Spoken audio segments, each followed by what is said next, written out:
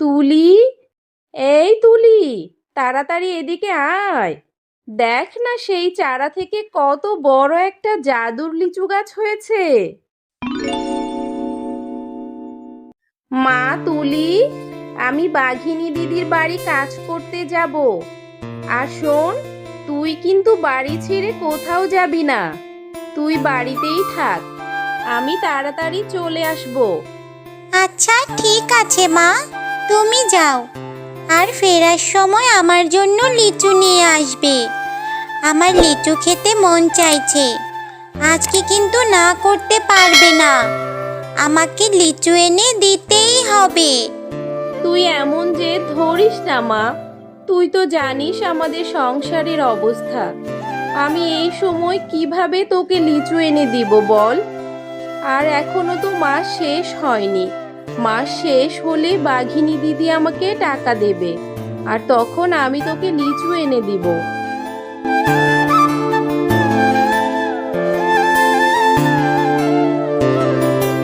মা তো বললো আমাকে লিচু কিনে দিতে পারবে না। আমার যে খুব লিচু খেতে মন চাইছে। আমি রাজুদের বাড়িতে যাই, যদি আমাকে একটা লিচু দেয় তাহলে খেতে পারবো।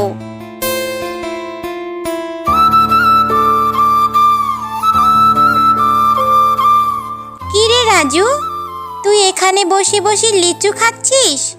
জানিস, আমারও না খুব লিচু খেতে মন চাইছে, কিন্তু মায়ের কাছে এখন টাকা নেই। আমাকে বলেছে কিছুদিন পর লিচু এনে দিবে।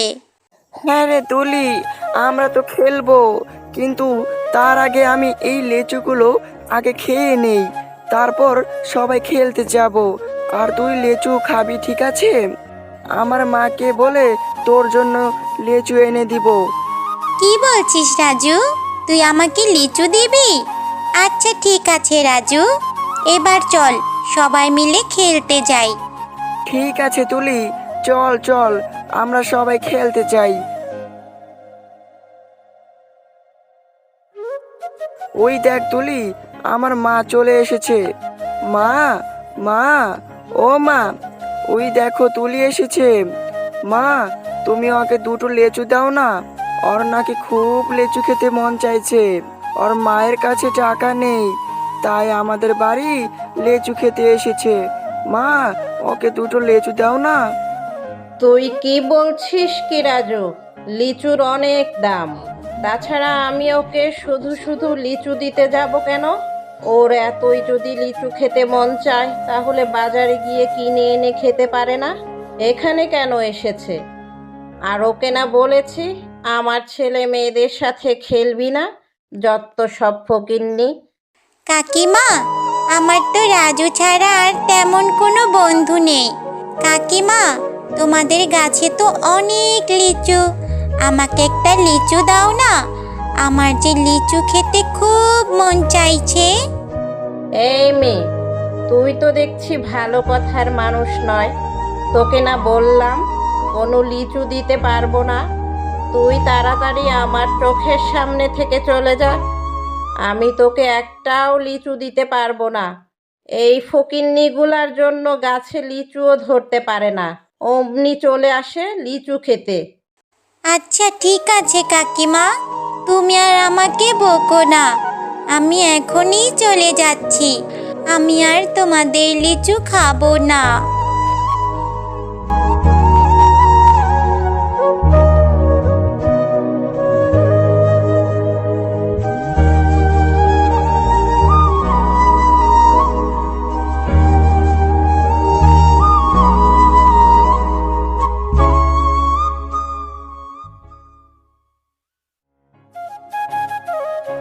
এই যে মেয়ে, শোনো, তোমার মন খারাপ কেন?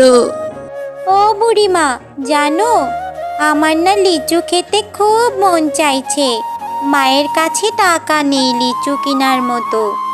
আর রাজুদের গাছে অনেক লিচু ধরেছে। আমি তাদের বাড়ি লিচু খেতে গিয়েছিলাম, কিন্তু ওর মা আমাকে বকাবকি করে তাড়িয়ে দিয়েছে। কিন্তু বুড়িমা, তুমি এখানে কি করছো? ও, তুমি লিচু খেতে চেয়েছিলে আর তোমাকে লিচু দেয়নি বলে মন খারাপ। আমারও যে ভীষণ ক্ষুধা পেয়েছে দিদি ভাই। সকাল থেকে আমার পেটে কোনো দানা পানিও পড়ে নাই। আজকে কেউ ভিক্ষাও দেয়নি। আমাকে আগে বলবে না? আচ্ছা ঠিক আছে, তুমি আমার সাথে আমার বাড়িতে চলো, আমি তোমাকে ভাত খেতে দেব। আসো বুড়িমা।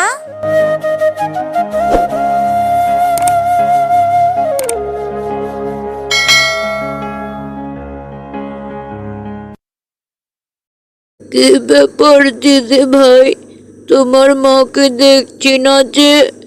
আর তুমি ছোট্ট মানুষ, আমাকে খেতে দিলে তোমার মা যে তোমাকে বকাবকি করবে।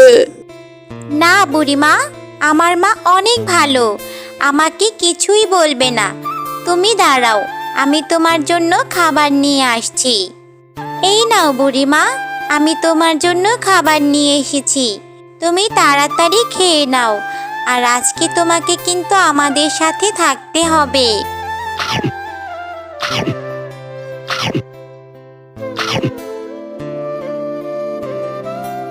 অনেক তৃপ্তি সহকারে খেলাম, এখন পেটটা ভরলো।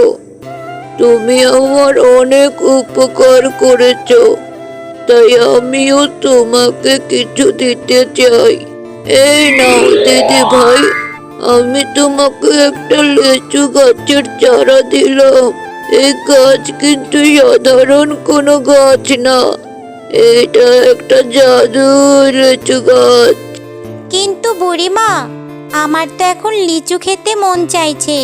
তুমি আমাকে ছোট একটা লিচু গাছের চারা দিলে, এটাতে তো লিচু ধরতে অনেক সময় লাগবে। না গো দিদি ভাই, এই গাছে একদিনের মধ্যে লিচু ধরবে।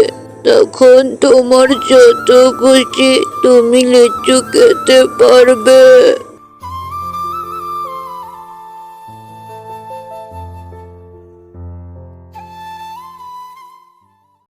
মা, আমার তো এখন ঘুমই আসছে না। মনে মনে ভাবছি কখন সকাল হবে। আর জানো আজকে কি হয়েছিল? আজকে একটা বুড়িমা আমাকে একটা লিচু গাছের চারা দিয়েছে আর বলেছে একদিনের মধ্যে নাকি এই গাছে লিচু ধরবে।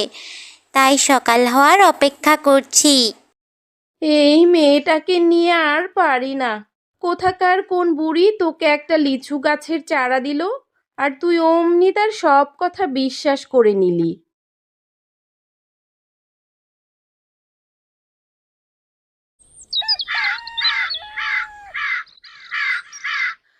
আরে, এটা আমি কি দেখছি? তাহলে তুলি তো ঠিক কথাই বলেছিল। এক রাতের মধ্যে এটা কিভাবে সম্ভব? তুলি, এই তুলি, তাড়াতাড়ি এদিকে আয়। দেখ না সেই চারা থেকে কত বড় একটা জাদুর লিচু গাছ হয়েছে। হ্যাঁ মা, আমিও তো তোমাকে কালকে এটাই বলছিলাম, কিন্তু তুমি আমার কোনো কথাই বিশ্বাস করোনি। আজকে দেখলে তো আমার কথাই সত্যি হলো। কি মজা! এখন থেকে আমরা যখন মন চায় আমি তখন লিচু খেতে পারবো। তো বন্ধুরা, আজকের গল্পটি কেমন লাগলো তা কমেন্ট করে জানাও। আর এমন আরও নতুন নতুন গল্প দেখতে চাইলে চ্যানেলটা সাবস্ক্রাইব করে দাও।